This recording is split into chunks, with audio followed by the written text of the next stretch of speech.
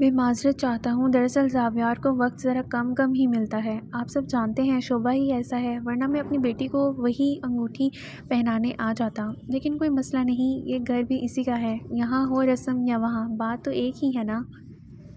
ظفر محبت سے انجم کے سر پہ ہاتھ رکھتے ہوئے بولے۔ پھپھو نے ناگواری سے ان سب کی جانب دیکھا جنہیں اب ظفر ڈرائنگ روم میں بٹھا رہے تھے۔ کرن نے رعونت زدہ نگاہوں سے اطراف کا جائزہ لیا۔ ارحام اور مزمل بھی تو خاموشی سے اس کارروائی کا جائزہ لے رہے تھے۔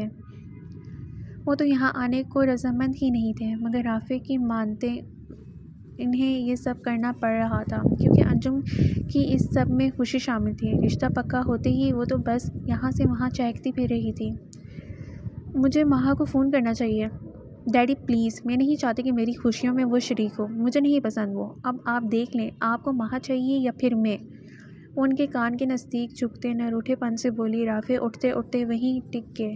کرن نے تشکرانہ انداز میں انجم کی جانب دیکھا جو فاتحانہ انداز میں مسکرا دیں۔ پھپھو کی زیرک نگاہیں اس کے چہرے پہ ہی جمی ہوئی تھیں جو مسکراتے ہوئے اطراف کا جائزہ لے رہی تھی۔ کیسی بے شرم لڑکی تھی، یوں ہی سر جاڑ منہ پھاڑ طریقے سے اپنے سسرال میں بیٹھی ہوئی تھی۔ کچھ ہی دیر میں علی اور معیز اندر آتے سب سے مصافحہ کرتے اپنی جگہ سنبھال گئے۔ انجم نے کوفت سے معیز کی جانب دیکھتے نگاہیں پھیریں۔ رائکا کہاں ہے؟ اس کے نرم لہجے پہ معیز نے چونک کر اس کی جانب دیکھا۔ وہ دراصل یونی گئی ہے، آنے والی ہوئی ہوگی اب۔ ویسے وہ آپ کی کزن سسٹر ماہا وہ کہاں ہے؟ اسے نہیں لایا آپ ساتھ؟ اس کی بات کا جواب علی کی جانب سے آیا تھا، مگر اس کے سوال پہ اس کے چہرے کا رنگ اڑ گیا۔ جی وہ بھی یونی گئی ہے، وہ ہکلا کر بولی۔ علی نے شک بھری نگاہوں سے اس کی جانب دیکھا تو وہ گڑبڑا کر نگاہیں چرا گئی۔ اس لڑکی میں کچھ تو گڑبڑ ہے، پتہ چلانا پڑے گا ضیا۔ بکواس بند رکھو اپنی۔ معیز کے جھڑکنے پہ وہ کھسیا کر خاموشی اختیار کر گیا۔ ظفر نے بھی جب اندر آتے وہی سوال کیا تو انجم دانت کچکچا کر رہ گئی۔ ایسا بھی کیا تھا اس لڑکی میں جو جگہ جگہ بس اسی کے چرچے تھے، جہاں جاتی وہاں بس اسی کا ذکر ہوتا تھا؟ اس نے دانت پہ دانت جماتے سوچا۔ بابا دیکھا، آپ بھی انہیں ہی مس کر رہے ہیں نا، شخصیت ہی کچھ ایسی ہے ان کی۔ میں نے بھی یہی پوچھا تھا ان سے، مگر ان کے مطابق وہ یونی گئی ہے تو میں کیا سوچ رہا تھا کہ میں ہی یونی چلا جاؤں رائکا اور انہیں لینے۔ کم سے کم انہیں آج یہاں ہونا چاہیے۔ ان کے ہونے سے وائبس جو ہیں وہ جو بہت پازیٹیو آتی ہیں وائبس ان کے ہونے سے۔ وہ مزے سے بولتے اپنی جگہ سے اٹھ کھڑا ہوا اور بغیر کسی کی سنے باہر کی جانب بڑھ گیا۔ معذرت چاہتا ہوں، یہ میرا سب سے چھوٹا بیٹا ایسا ہی ہے۔ وہ معذرت خواہانہ لب و لہجے میں بولے۔ رافع نے سمجھنے والے انداز میں سر ہلایا اور خود ملازمہ کو لوازمات کا کہنے باہر کی جانب بڑھ گئے۔ علی کے وہاں سے نکلتے ہی دوسرے ہی لمحے گاڑی پورچ میں رکی تو رائکا اسے کھینچتے ہوئے اندر لے آئی۔ ماہا نے پریشانی سے اتنے بڑے گھر کا جائزہ لیا۔ یہ گھر تو ماموں کے گھر سے بھی بڑا تھا۔ تم ایسا کرو، اس کمرے میں جاؤ، میں فریش ہو کر آتی ہوں۔ رائکا اسے ڈرائنگ روم میں جانے کا کہتے خود اپنے کمرے کی جانب بھاگ گئی۔ ارے رائکا سنو! وہ اس کے بھاگنے پہ جھنجھلا کے رہ گئی۔ وہ اسے تنہا چھوڑ خود نہ جانے کہاں بھاگ گئی تھی۔ یکدم اس کے ذہن میں جھماکا سا ہوا۔ ایسا کرتی ہوں یہیں سے باہر نکل جاتی ہوں، کسے پتہ چلے گا؟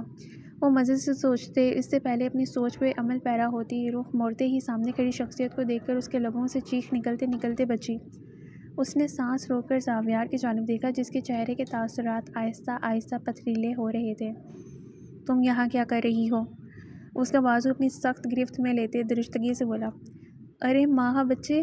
اس سے پہلے کہ وہ اس کی بات کا جواب دیتی عقب سے آنے والی شفیق آواز پہ اس نے حلق تر کرتے رخ موڑا، لیکن سامنے کھڑی شخصیت کو دیکھ اس کے چہرے پہ جیسے سکون پھیلتا چلا گیا۔ وہ گھبرا کر تیزی سے اس کی جانب بڑھی۔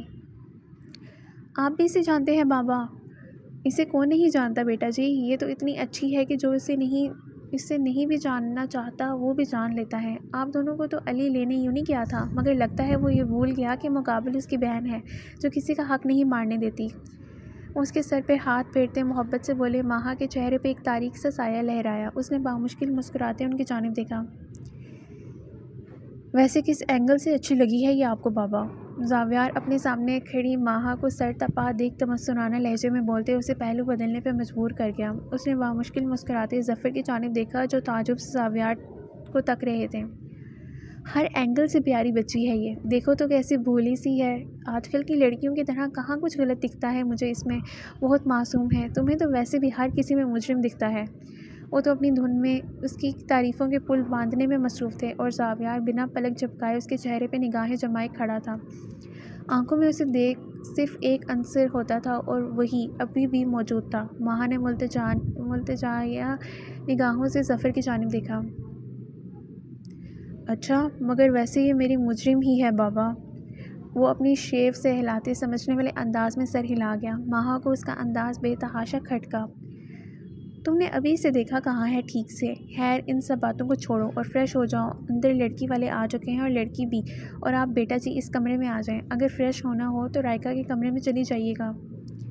وہ ہنس کر بولتے سر جھٹک کر اندر کی جانب بڑھے۔ ان کے جاتے ہی زاویار مضبوط قدم اٹھاتے اس کے نزدیک آیا۔ ماہا نے سہمی نگاہوں سے اس کی جانب دیکھا۔ کیسے دیکھوں یار، نامحرم جو ٹھہری۔ اب میں جس شعبے سے تعلق رکھتا ہوں وہاں تو اپنی نظریں زمین پہ گاڑ کر چلنا چاہیے۔ کیوں بیبی ڈال؟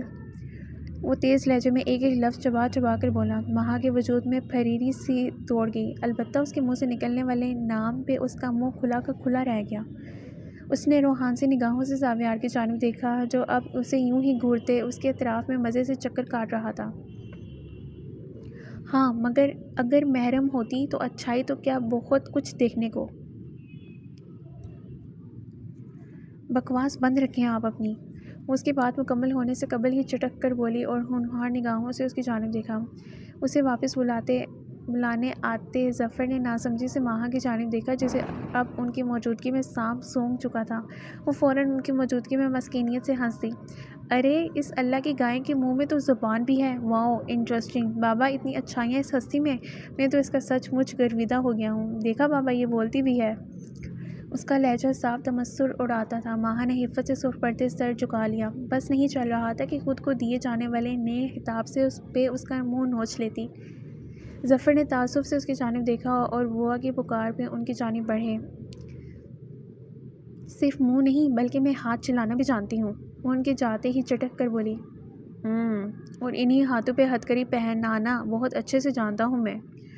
وہ برفیلے لہجے میں بولتے ان دونوں کے درمیان رہا سہا فاصلہ بھی سمیٹ گیا۔ ماہا اس کی اس قدر نزدیکی پہ سانس روک گئی۔ زاویار نے اس کے پلکوں پہ ان اٹکی نمی کو انگلی کے پوروں سے چنا اور اس کی آنکھوں میں پھونک مارتے اندر کی جانب بڑھ گیا۔ ماہا اس کے لمس پہ جی جان سے کانپ اٹھی۔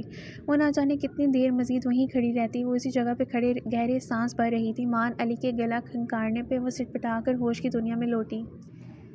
میں وہاں آپ کو لینے پہنچا تھا تاکہ آپ بھی ہمارے اس گھر کو شرف بخش سکیں، مگر آپ تو یہاں کھڑی کسی کی سوچوں میں گم تھیں۔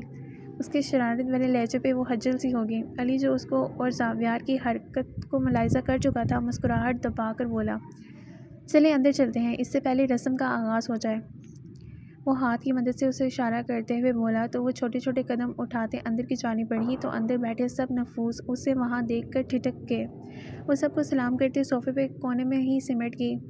ان سب کی نگاہیں اسے ایکس رے کرتی محسوس ہوئیں، مگر تھوڑی ہی دیر میں رائکا کے آتے ہی وہ کسی حد تک پرسکون ہو گئی تھی۔ مکسک سے تیار زاویار نے جوں ہی کمرے میں قدم رکھا، مزمل پہ نگاہ پڑتے ہی اس کی نگاہ سیدھا ماہا کی آنکھوں سے جا ٹکرائی۔ ماہا کے حلق میں کانٹے سے چبھے تھے۔ اس کی باوقار شخصیت دیکھ سب یہ ستائش سے اسے دیکھ رہے تھے۔ انجم کے لبوں سے تو جیسے مسکراہٹ جدا ہی نہیں ہو رہی تھی۔ ظفر نے اسے خود انجم کے ساتھ بٹھایا تو وہ سپاٹ تاثرات لیے اس سے فاصلہ قائم کر کے بیٹھ گیا، لیکن انجم ایک بار پھر ہٹ درمی سے اس کے نزدیک کھسک آئی۔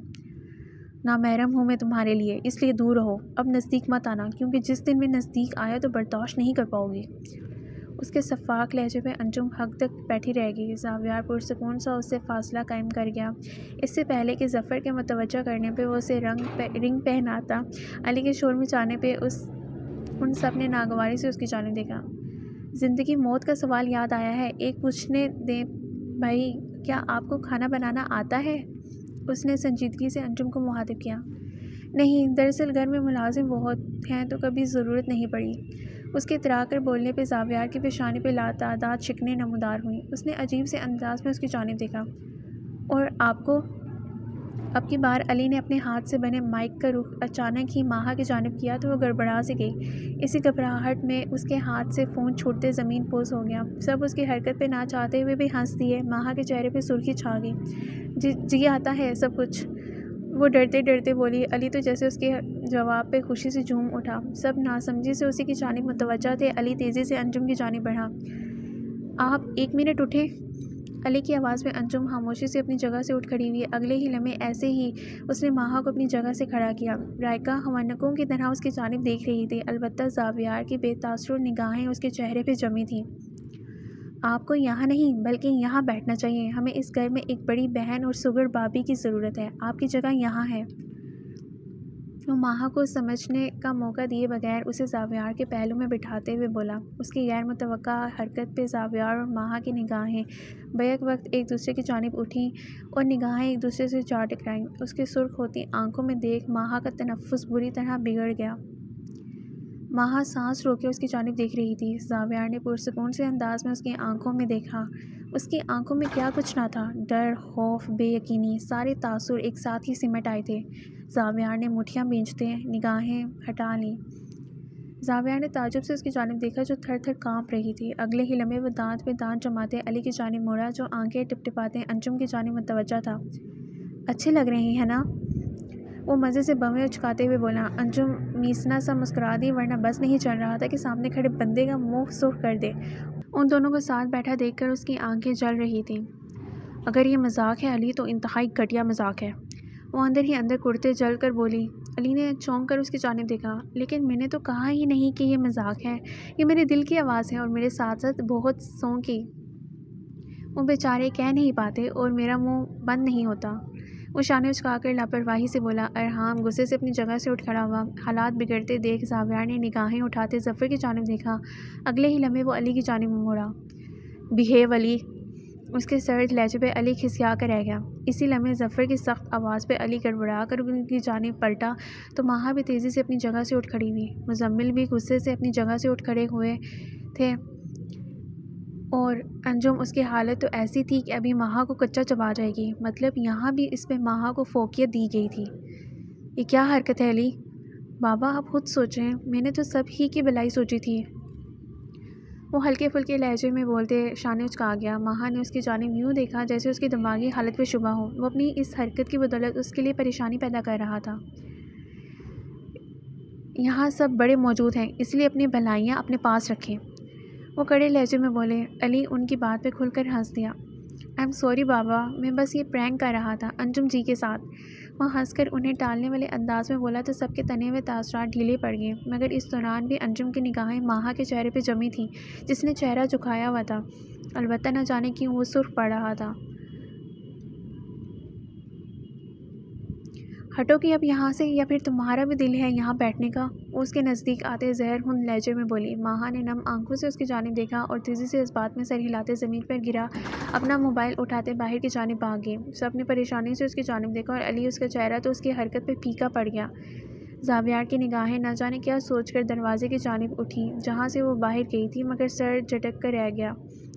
اسے پریشان کر دیا نا، کیا ضرورت تھی یہ سب کرنے کی آپ کو؟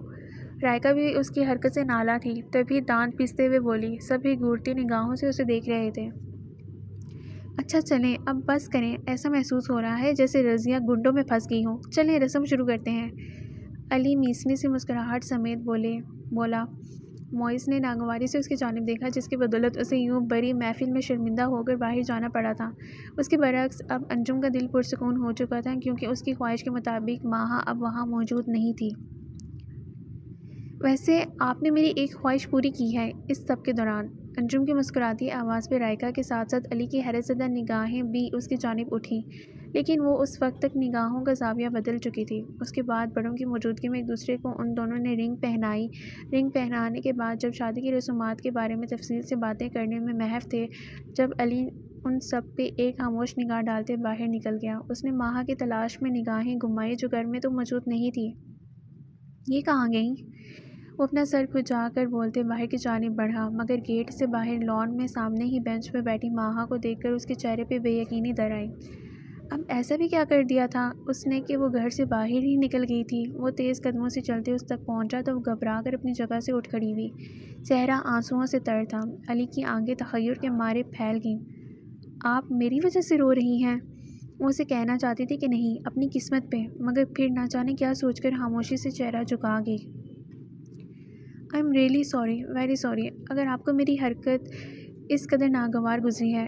تو لیکن میں نے تو بس ایسے ہی مذاق کیا تھا، آپ پریشان مت ہوں، ایسا سچ میں نہیں ہونے والا۔ ویسے اگر ہو بھی جاتا تو اس میں کوئی مذائقہ نہیں ہے، مگر پھر بھی آپ کی تسلی کے لیے نہیں ہونے والا۔ وہ تسلی آمیز لہجے میں بولا۔ ماہا نے ہاتھ کے پور سے اپنے آنسو صاف کیے۔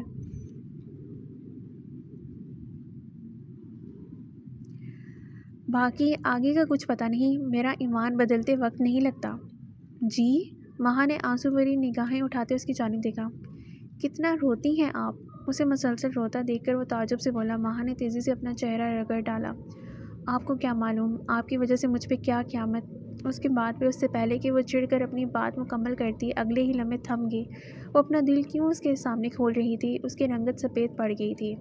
علی کو سنجیدگی سے اس کی بات علی سن رہا تھا، اس کے رکنے پہ ناک منہ چڑھا کر رہ گیا، مگر اتنا تو اسے اندازہ ہو گیا تھا کہ بات ضرور کچھ اور ہی تھی جو وہ سب سمجھنے سے قاصر تھے۔ خیر اس لمحے اس نے بات کو ٹالنے کا سوچا۔ آپ اندر؟ نہیں میں یہی ٹھیک ہوں، آپ جائیں ورنہ کوئی دیکھ لے گا۔ وہ گھبرا کر بولی تو علی اس کے رونے پہ اس بات میں سر ہلاتا پریشان ہوتے واپسی کے لیے مڑ گیا۔ دروازے پہ کھڑی رائکا نے ناراضگی سے اس کی جانب دیکھا۔ تمہاری دوست کے ساتھ کوئی مسئلہ ہے؟ کیا مطلب؟ روتی رہتی ہے ہر وقت۔ آپ تو چپ ہی رہیں، ایسی نہیں ہے وہ، مگر ایک وقت آپ پہ ایسا آتا ہے کہ دنیا خود پہ تنگ لگنے لگتی ہے، پھر انسان چھوٹی چھوٹی باتوں پہ بھی رو پڑتا ہے۔ خیر میں بات کرتی ہوں اس سے، آپ کو ویسے بھی کسی کی خوشی کی پرواہ نہیں ہے۔ وہ افسردگی سے بولتی اس کی جانب بڑھی۔ ماہا نے بامشکل مسکراتے اسے اپنی جانب آتے دیکھا۔ مجھے کیا کسی کی خوشی سے لینا دینا، میں صرف اپنی خوشی چاہتا ہوں، اور میری خوشی جو ہے وہ بہت جلد سب پہ آشکار ہو جائے گی۔ وہ آنکھوں میں مخصوص چمک لیے پرعزم لہجے میں بولا۔ لبوں پہ ایک دلکش مسکراہٹ ابھر کر معدوم ہوئی۔ آئی ایم سوری رائکا، مگر میں جان بوجھ کر نہیں یہ سب۔ میں جانتی ہوں ماہا، تم گواہی اس سے دو جسے کچھ نظر نہ آتا ہو یا وہاں موجود نہ ہو، کتنی صفائیاں پیش کرو گی۔ وہ اس کے ساتھ ہی جگہ سنبھالتے نرمی سے بولی۔ ماہا نے نم نگاہوں سے اس کی جانب دیکھا۔ تمہیں برا نہیں لگا جب تمہارے بھائی نے… برا لگنے والی کیا بات ہے یار؟ ہاں اس وقت غلط کیا تھا بھائی نے، لیکن وہ صرف ایک مذاق تھا۔ مذاق کو مذاق کی طرح ہی لو، تو سنجیدہ مت لو اسے۔ اس کا ہاتھ تھامتے ہوئے محبت سے بولی۔ ماہا نے حالی حالی نگاہوں سے اس کی جانب دیکھا۔ نہ جانے اس ایک مذاق کی بدولت اب اس پہ زندگی کتنی تنگ ہو جائے گی۔ انجم تو اس پہ رتی برابر بھی یقین نہیں کرے گی اور اسے ہی غلط ٹھہرائے گی۔ وہ غائب دماغی کی کیفیت میں بیٹھی سوچتی رہی۔ رائکا نے سنجیدگی سے اس کی جانب دیکھا۔ کب تک صفائی دو گی اپنی ذات کی سب کو؟ اس کے اچانک سوال پہ ماہا نے چہرہ جھکاتے آنسو بامشکل اپنے اندر اتارے۔ میری مما کیا ماہا؟ تمہاری خود کی بھی کوئی ذات ہے یا نہیں؟ اپنی ماں کی بات تم کر رہی ہو۔ میں یہ بات یقین سے کہہ سکتی ہوں کہ تمہاری ماما نے تمہیں یوں خاموش رہنا تو نہیں سکھایا ہوگا، رائٹ؟ کسی کی بیجا بربریت کو سہنا نہیں سکھایا ہوگا۔ پھر جب تم اپنی مما کی باتوں کو نہیں یاد رکھ سکتی تو پھر اپنی مما کو یاد کس تک سے کرتی ہو؟ اس کی ایک بات پہ چڑھتے اکتاہٹ آمیز لہجے میں بولی۔ ماہا کے کان سائیں سائیں کرنے لگے۔ اس نے ناسمجھی سے اس کی جانب دیکھا۔ کیا دیکھ رہی ہو ایسے؟ ٹھیک نہیں بول رہی میں؟ تمہاری مما نے یہ کہا ہے کہ کوئی تمہیں ایک گھوری سے نوازے تو تم سہم کر بیٹھ جاؤ؟ یہ نہیں کہا تھا کہ آگے سے اس سے بھی ڈبل گھوری سے نوازو؟ کوئی تم پہ غلط بات کرے تو چاہے اس کا منہ توڑ دو، مگر اسے جواب دو۔ تم خاموش رہتی ہو تبھی سب کو شے ملتی ہے۔ یہ جو آج سب تم پہ غلط باتیں کرتے ہیں، غلط سمجھ رہے ہیں، یہ تمہاری اپنی ہی کوتاہی ہے ماہا۔ اس میں دنیا کا قصور نہیں، تمہارا قصور ہے، کیونکہ تم نے وقت رہتے ان کا منہ بند نہیں کیا۔ وہ اسے حقیقت کا آئینہ دکھا رہی تھی۔ ماہا اس کی بات پہ گہرا سانس بھرتے چہرہ جھکا گئی۔ میرے پاس کوئی ایسا نہیں ہے جو میری غلطیوں میں مجھے یوں سمجھا سکے۔ میں کھو گئی ہوں اس دنیا کی بھیڑ میں۔ یہ جو تمہارے سامنے ہے وہ ماہا نہیں ہے رائکا، وہ ماہا تو کہیں کھو گئی ہے، وہ ماہا اب نہیں رہی۔ مجھ سے بات کیا کرو، مجھ سے شیئر کرو، اپنی ہر دکھ ہر تکلیف مجھ سے شیئر کر سکتی ہو تم۔ مجھ سے جتنا ہو سکا میں تمہارے لیے کچھ بھی کروں گی، مگر پلیز کمزور مت پڑو پلیز۔ اس کے گال پہ ہاتھ رکھتے ہوئے ملتجائیہ لہجے میں بولی۔ ماہا اس کے گلے سے لگتے آنکھیں میچ گئی۔ رائکا نے دونوں ہاتھ اس کے گرد حمائل کرتے اس کے بالوں کو سہلایا۔ میرے پاس کوئی نہیں ہوتا، میں خود کو بہت تنہا محسوس کرتی ہوں۔ میرا بھی دل چاہتا ہے کہ کوئی مجھ سے پیار کرے، مجھ سے باتیں کرے، جس سے میں باتیں کروں، مگر ابھی نہیں ہے تو کیا ہوا؟ کیا آئندہ کبھی نہیں آئے گا؟ میری جان، ہر انسان کی لائف میں کبھی نہ کبھی ایک ایسا انسان ضرور آتا ہے جو اس کے ہر دکھ کا مداوا ہوتا ہے، جس کے لیے آپ سب سے اہم ہوتے ہیں، جس کو آپ کے ہونے نہ ہونے سے بہت فرق پڑتا ہے، وہی آپ کا بھی بہت سب کچھ ہوتا ہے۔ اسے ایک امید کا نیا سرا تھما رہی تھی۔ ماہا نے اس کی بات پہ اپنی حالی ہتھیلیوں کو دیکھا۔ مگر میرے پاس تو ایسا کوئی بھی نہیں ہے، میں حالی ہوں، وہ عجیب سے لہجے میں بولی۔ انتظار کرو، کبھی نہ کبھی تو تمہارا انتظار بھی مکمل ہوگا نا، وہ اسے ٹھوکا مارتے مزے سے بولی۔ ماہا اس کی حرکت میں مسکرا بھی نہ سکی۔ مجھے نہیں لگتا، ایسا محسوس ہوتا ہے جیسے یہ انتظار محض انتظار ہی رہے گا۔ میری حالی نگاہیں اسی راہ کو تکتی رہ جائیں گی جہاں سے میری قسمت کا ستارہ روشن ہونا ہوگا۔ رائکا نے تعصب سے اس کی جانب دیکھا۔ کس قدر نا امید تھی وہ تیزی سے اپنی جگہ سے اٹھی۔ خیر چلو، ان سب باتوں کو چھوڑو، اندر چلو، سب اندر ہیں، تم تو باہر ہو۔ نہیں، میں نہیں جاؤں گی۔ عین اسی لمحے اس کی نگاہ باقی سب کی جانب اٹھی جو باہر کی جانب ہی جا رہے تھے۔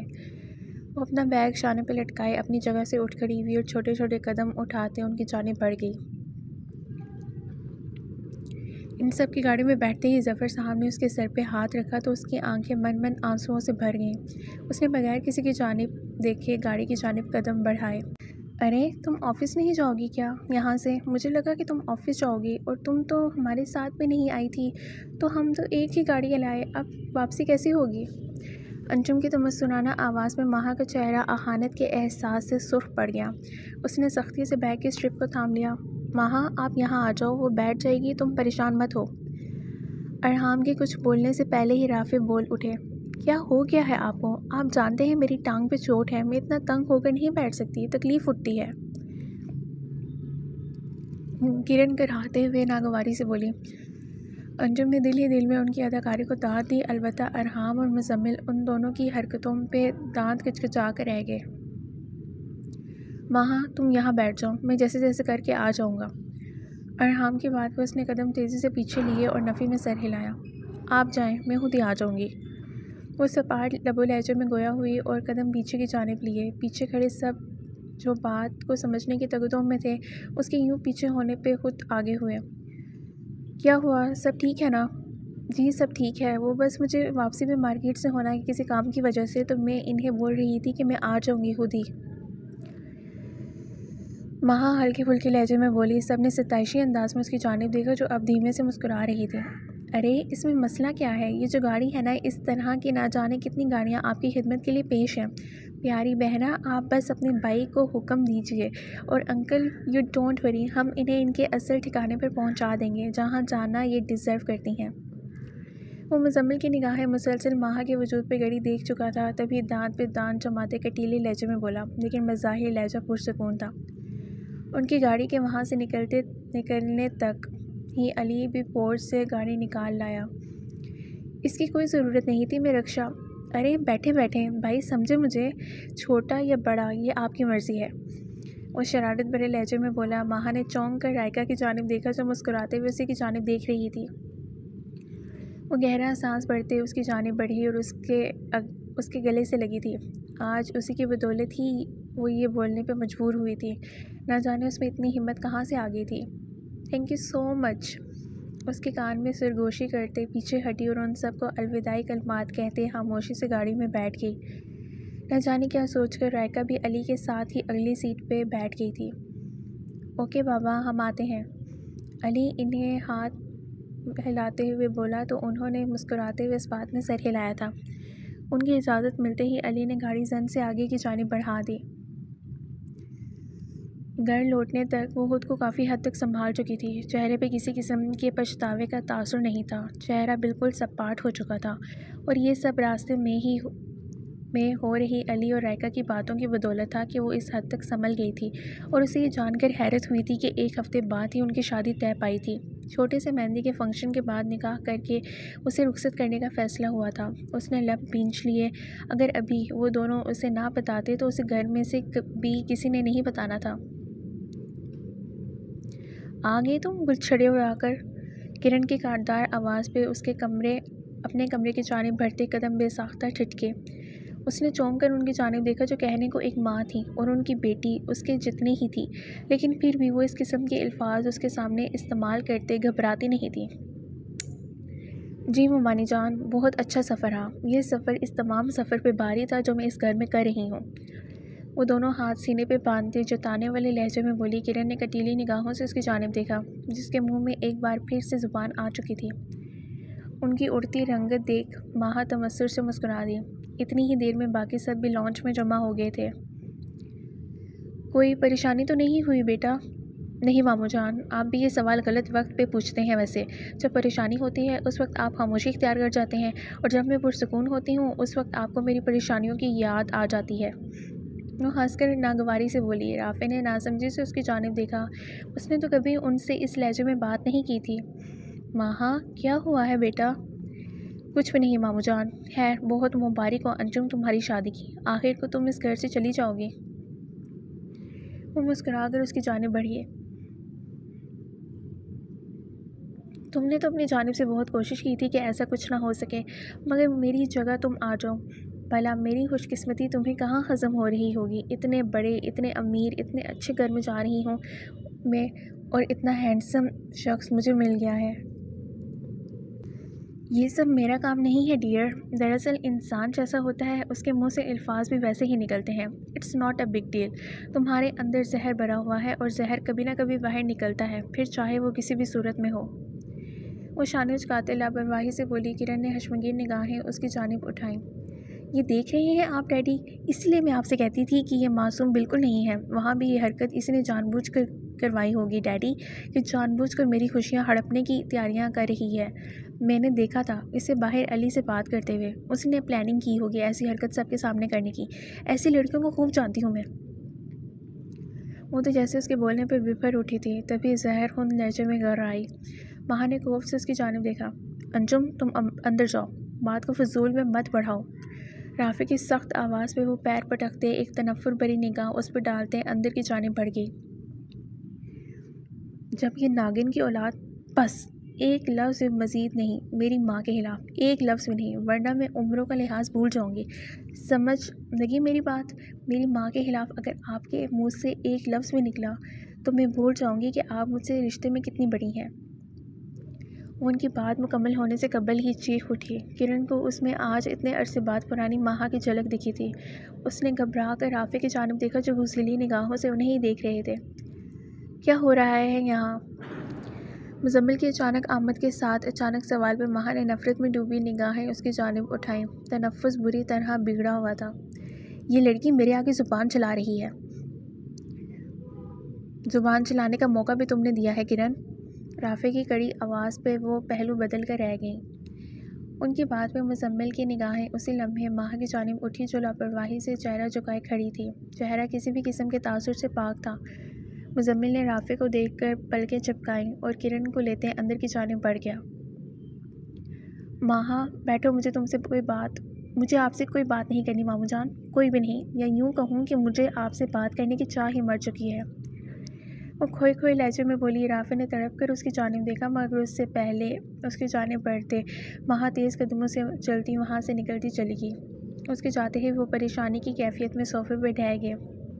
اس کی بدلتی حالت رافع کی سمجھ سے بالاتر تھی۔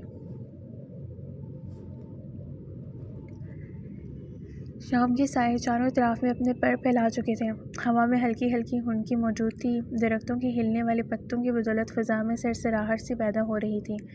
پرندوں کے چہچہانے کی آوازوں پہ اس نے سر جھٹکا اور مسلسل بجتا فون کان سے لگایا۔ حسن کی کال تھی جو اسے جلدی پولیس اسٹیشن آنے کی تلقین کر رہا تھا۔ زاویار نے موبائل جیب میں اڑستے گاڑی کی چابی اٹھائی اور تیزی سے باہر کی جانب بھاگا۔ چہرے پہ اضطراب پھیل چکا تھا۔ جلد بازی میں زینے اترتے اس کی نگاہ لاؤنج میں صوفے پہ بیٹھے علی کی جانب اٹھی۔ کسی کی نگاہوں کے ارتکاز پہ وہ ہوش کی دنیا میں لوٹا اور چونک کر دائیں جانب دیکھا جہاں کھڑا زاویار اسے ہی گھورنے کا فریضہ سر انجام دے رہا تھا۔ بھائی، ویسے ایک بات کا اندازہ مجھے آج ہو گیا ہے کہ آپ کے احساسات بالکل مردہ ہو چکے ہیں۔ آج اتنی حسین دوشیزہ کو آپ کے ساتھ بٹھایا میں نے، بجائے اس کی محبت میں گرفتار ہونے کے آپ منہ پھیلا کر بیٹھے رہے۔ علی کی بے وجہ کی بکواس پہ زاویار نے اس حسین دوشیزہ کا چہرہ یاد کیا تو چہرے پہ کرختگی چھا گئی۔ رائکا نے مسکراہٹ دباتے علی کی جانب دیکھا جو اس کے سامنے کچھ بھی بکواس کرنے کا حوصلہ رکھتا تھا۔ بس کریں علی بھائی، میرے بھائی اتنے بھی ہوشنگ مزاج نہیں ہیں، ہاں سنجیدہ ضرور ہیں۔ رائکا تیزی سے زاویار کے بازو سے لگتے اس کی طرفداری کرتے ہوئے بولی۔ علی سر جھٹک گیا۔ یہ تو میرے خیال سے ہمیں اسی سے پوچھنا چاہیے جو ان کی خشک مزاجی کا شکار ہوا ہے۔ اس نے شرارت بھری نگاہوں سے زاویار کی جانب دیکھا۔ اس نے جواب میں غصے سے اس کی جانب دیکھا، لیکن وہ علی ہی کیا جو کسی کے غصے پہ قابو میں آ جائے۔ یہ جو تمہارے اور ہمارے زاویار بھائی جان ہیں نا، یہ تھوڑے نہیں بلکہ بہت زیادہ ہی اڑیل بندے ہیں۔ ارے کوئی میرے ساتھ یوں ایسی حسین لڑکی بٹھاتا تو میں تو اس کے عشق میں گوڈے گوڈے ڈوب جاتا، اس کی آنکھوں میں کھو جاتا اور ذرا سا بے اختیار ہو کر کیا معلوم ہاتھ بھی تھام لیتا۔ اور یہ انہوں نے کیا کیا، 2 منٹ آنکھوں میں دیکھا اور پھر وہ اس کی نقل اتار کر بولتے سر چڑھ گیا۔ اسے محبت نہیں، رنگین مزاجی کہتے ہیں۔ زاویار کی دی کی چوٹ پہ وہ بلبلا اٹھی۔ رائکا زاویار کی حاضر دماغی پہ سر پیچھے گرائے ہنستی چلی گئی۔ خیر بابا اور پپو کہاں ہیں؟ اس نے وہ سوال آخر کر ہی لیا جو کرنے وہ کھڑا ہوا تھا۔ وہ دونوں تو اپنے اپنے کمروں میں ہیں، ہم معیز بھائی کا انتظار کر رہے ہیں کیونکہ ان کے آتے ہی ہمیں آئس کریم پارلر جانا ہے۔ رائکا نے اپنا پلان بتایا تو وہ سمجھنے والے انداز میں سر ہلا گیا۔ ٹھیک ہے، میں پولیس اسٹیشن جا رہا ہوں، میری میٹنگ ہے، بابا کو اطلاع دے دینا۔ وہ اس کا سر چومتے، علی کے سر پہ تھپڑ مارتے، لمبے لمبے ڈگ بھرتے وہاں سے نکلتا چلا گیا۔ تھانے پہنچتے ہی اسے حسن کے ذریعے علم ہوا کہ ڈی آئی جی سر کے ساتھ ایک نہایت اہم میٹنگ تھی۔ 1.5 گھنٹے بعد جب وہ میٹنگ روم سے باہر نکلے تو ان کے چہروں پہ معمول کے برعکس زیادہ سنجیدگی کا احاطہ تھا، کیونکہ یہ کیس سر نے زاویار کے انڈر دیا تھا، ایک گروہ جو کافی عرصے سے امیر گھرانے کے بچوں کو اغوا کر کے ان کے گھر والوں سے زیادہ مقدار میں رقم نکلواتے تھے اور بعد میں ان بچوں کے جسم کے اعضاء کاٹ کر ان سے بھیک منگواتے تھے۔ کافی عرصے سے پولیس اس گروہ کو پکڑنے کی ناکام کوشش کر چکی تھی، لیکن وہ انتہائی چالاکی سے ہر چیز کا صاف صفایا کرتے رہتے تھے۔ ابھی بھی تھک ہار کر یہ کیس اسلام آباد پولیس کے انڈر آیا تھا اور یہ سب کام زاویار کی زیر نگرانی ہی ہونا تھا، تبھی اب وہ ان سب کو کیفیٹیریا میں اپنے سامنے بٹھائے سنجیدگی سے ہدایات کرنے میں مصروف تھا۔ چہرے پہ معمول کے برعکس انتہائی سنجیدگی نے احاطہ کیا ہوا تھا۔ پچھلے کچھ عرصے میں ان کی ٹیم نے انتہائی پیچیدہ معاملات چاہے وقت لگا کر ہی صحیح مگر کامیابی کے ساتھ حل کر لیے تھے، تبھی ان سے جڑی توقعات کا گراف مزید بڑھ گیا تھا۔ ابھی بھی حسن اس کا ساتھی آفیسر تھا اور زیادہ تر اس کے انڈر ہی ہوتا تھا، تبھی وہ اس کے ساتھ سے کسی حد تک مانوس ہو چکا تھا۔ ایک چیز جس سے اسے چڑ تھی کہ اس کا مزاج بھی بالکل علی جیسا تھا، جہاں کہیں وہ دونوں اکٹھے ہوتے تھے ہمیشہ قہر ہی ڈھاتے تھے۔ ارے میاں صاحب ووٹی لا رہے ہو پھر؟ وہ جو لیپ ٹاپ پہ موصول ہوتی ای میل کو دیکھ رہا تھا، اپنے عقب سے آنے والی آواز پہ تیر کی مانند سیدھا ہوا۔ کبھی تو سدھر جاؤ حسن، تمہاری حرکتیں اس شعبے سے میل نہیں کھاتی۔ وہ سرد موہری سے گویا ہوا۔ حسن کو تو اس کی بات پہ پتنگے ہی لگ گئے۔ ارے یہ کس کتاب میں لکھا ہے کہ جو تھانے میں افسر لگا ہو وہ ہنس کھیل نہیں سکتا؟ تمہاری تو منطق ہی نرالی ہے، اگلے بندے کو سانس سکھائے رکھتے ہو۔ ویسے میں انکل کو کہنا بھول گیا کہ تمہارے لیے لڑکی نہیں بلکہ روبوٹ کا انتظام کرنا چاہیے انہیں۔ وہ منہ بسول کر بولتے اسے مسکرانے پہ مجبور کر گیا، مگر اس کے متوجہ ہونے سے قبل ہی اس نے اپنی مسکراہٹ سمیٹ لی، ورنہ وہ مزید پھیل جاتا۔ اب کی بار اس نے اپنی تمام توجہ سامنے رکھی فائل کی جانب مبذول کرائی جو حسن کے مطابق ڈی آئی جی سر نے بھیجی تھی۔ اس میں تمام لوگوں کا ڈیٹا موجود ہے جو ہم سے پہلے پولیس نے حاصل کیا تھا مگر کامیاب نہیں ہو سکے۔ کچھ کے چہرے تو واضح ہیں مگر کسی کے چہرے پہ نقاب کی بدولت کچھ بھی پتہ لگنے سے قاصر ہے۔ حسن نے اسے تفصیل بتاتے ہوئے فائلوں کے پلندے میں سے ایک نیلے رنگ کی فائل نکالی اور صفحات پلٹنے لگا۔ اچانک ہی اس کی نگاہ ایک جگہ پہ ساکت ہوئی تھی۔ اس نے چونک کر اس تصویر کو بغور دیکھا اور جس کسی کی بھی تصویر تھی اس کے چہرے پہ نقاب تھا، لیکن یہ آنکھیں اسے کہیں دیکھی سی لگی تھیں۔ اس نے ذہن پہ زور ڈالتے ان آنکھوں کو یاد کرنا چاہا لیکن کوئی سرا ہاتھ نہیں لگ رہا تھا۔ کیا تم اسے جانتے ہو؟ ہاں ایسا لگا مجھے مگر کنفرم نہیں ہے، اس شخص کو کہیں نہ کہیں میں دیکھ چکا ہوں۔ وہ پرسوچ نگاہوں سے اسے تکتے ہوئے بولا۔ حسن نے سمجھنے والے انداز میں سر ہلایا۔ زاویار کے چہرے پر چھائی گمبھیرتا میں آخری حد تک اضافہ ہوا۔ پیشانی کی رگیں ابھر کر نمایاں ہو رہی تھی۔ اس نے گہرا سانس بھرتے ایک بار پھر اپنی تمام تر توجہ اس تصویر کی جانب مبذول کرائی۔ اس کا مضطرب انداز حسن کی نگاہوں سے مخفی نہ رہ سکا۔ تم نے ممی سے ایسے کیوں بات کی؟ وہ جو اپنے لیے رات کا کھانا تیار کر رہی تھی اپنے عقب سے آنے والی کرخت آواز پہ گھبرا کر پلٹی۔ کفگیر ہاتھ سے چھوٹتے زمین پہ جا گرا۔ اس نے چونک کر مزمل کی جانب دیکھا جس کی آنکھوں میں شیطانی چمک نے احاطہ کیا ہوا تھا۔ ایک خوف سا ماہا کے وجود میں سرایت کرتا چلا گیا۔ رات کا پہر ہونے کی بدولت سب اپنے اپنے کمروں میں تھے۔ وہ بھی سب کے جانے کے بعد ہی کچن میں آئی تھی، مگر اب یوں اسے مقابل دیکھ ماہا کی جان ہوا ہونے لگی۔ میں آپ کو جواب دینے کی پابند نہیں ہوں، آپ جائیں یہاں سے۔ وہ خود میں ہمت مجتمع کرتے مضبوط لہجے میں بولی۔ وہ کمزور پڑ کر اس پہ اپنی کمزوری ظاہر نہیں کرنا چاہتی تھی۔ تبھی کٹیلی نگاہوں سے اس کی جانب دیکھا۔ مزمل اس کی ہمت پہ ہولے سے ہنس دیا۔ بڑی زبان لگ گئی ہے تمہیں آج، ہمت بھی بڑی ہوئی ہے۔ کیا بول رہی ہو کہ مجھے جواب دینے کی پابند نہیں ہو تم؟ اگر نہیں ہو تو پھر بھی ہو جاؤ گی ڈیئر ماہا۔ ویسے آج اس لڑکے کے ساتھ واپسی پہ کچھ اپنی بکواس بند رکھیں۔ سب کو اپنے جیسے سمجھ رکھا ہے کیا؟ وہ شدت غم سے چلائے۔ اس کا بس نہیں چل رہا تھا کہ ایسی واقعات بعد میں اس کا منہ نوچ لیتی۔ آنکھوں میں بے یقینی سی در آئی تھی۔ مزمل نے لبوں پہ ہاتھ رکھتے انگلی رکھتے اسے خاموش رہنے کا اشارہ کیا تو اس کے وجود میں غصے کے بام پر چلنے لگے۔ میں آپ سے ڈرنے والی نہیں ہوں، میں سب کو جا کر بتاؤں گی آپ کی حرکتیں، نہیں چپ رہوں گی اب میں۔ وہ اس کی آنکھوں میں آنکھیں گاڑتے پتھریلے لہجے میں بولتی اسے ٹھٹکا گئی۔ مزمل نے کہیں ساتھ ڈری سہمی نگاہوں سے اس کی جانب دیکھا۔ اگلے ہی لمحے وہ چہرہ پیچھے گرائے ہنستا چلا گیا۔ ماہا کے حلق میں کانٹے سے چبھے تھے۔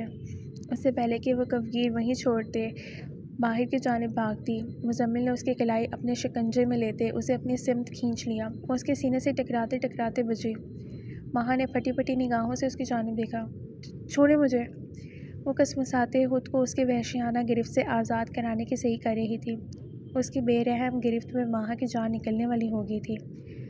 ابھی تو بہت ہمت آئی تھی تم میں کہ جا کر سب کو بتاؤ گی، اب کیا ہوا؟ ساری ہمت ہوا بن کر اڑ گئی۔ وہ دل چلانے والے لہجے میں بولتے اس کے چہرے کے نزدیک ہوا تو ماہا کی آنکھیں ون ون آنسوؤں سے بھر گئیں۔ اسے اپنے ہاتھ کی ہڈیاں ٹوٹتی ہوئی محسوس ہوئیں۔ حلق سے ایک کراہ نکلی جسے مزمل نے اپنا ہاتھ رکھتے ہوئے وہیں دبا دیا۔ میں تمہاری ان حرکتوں سے ڈرنے والی نہیں ہوں، پھر بھی میں سب کو بتاؤں گی، میں بتاؤں گی سب کو۔ وہ ہچکیوں کے درمیان بولی۔ عزت جانے کا خوف اس کی رگوں پہ میں سرایت کرتا چلا گیا۔ اگر وہ چیختی تو کیا کوئی اس کی بات کا یقین کرتا؟ کوئی سنتا اس کی فریاد؟ یہاں تو سب اسے ڈسنے کو تیار تھے، کون اس کی مدد کرتا؟ وہ بہتی آنکھوں سمیت سوچ رہی تھی۔ اس کی بات پہ اگلے ہی لمحے مزمل نے اسے دھکا دے کر پیچھے کیا تو اس کی کمر سلیب سے جا ٹکرائی۔ ماہا کی آنکھوں کے آگے اندھیرا سا چھا گیا۔ تکلیف کی شدت ایسی تھی کہ اسے اپنے وجود سے جان نکلتی ہوئی محسوس ہوئی۔ اگلے ہی لمحے اس نے حالی حالی نگاہوں سے مزمل کی جانب دیکھا جو شاطرانہ حماست بھری نگاہوں سے اسے دیکھتے اس کی جانب بڑھ رہا تھا۔ ماہا کی نگاہ اپنے قدموں میں گرے کفگیر کی جانب اٹھی۔ اس نے بنا کسی دیری کے وہ اٹھایا اور سیدھا اس کے منہ پہ دے مارا۔ یہ سب کرتے ہوئے اس کے ہاتھ کانپ رہے تھے۔ اس کے منہ پہ لگتے ہی وہ کراہ کر پیچھے ہٹا تو ماہا اسے دھکا دیتے چیختے ہوئے باہر کی جانب بھاگی۔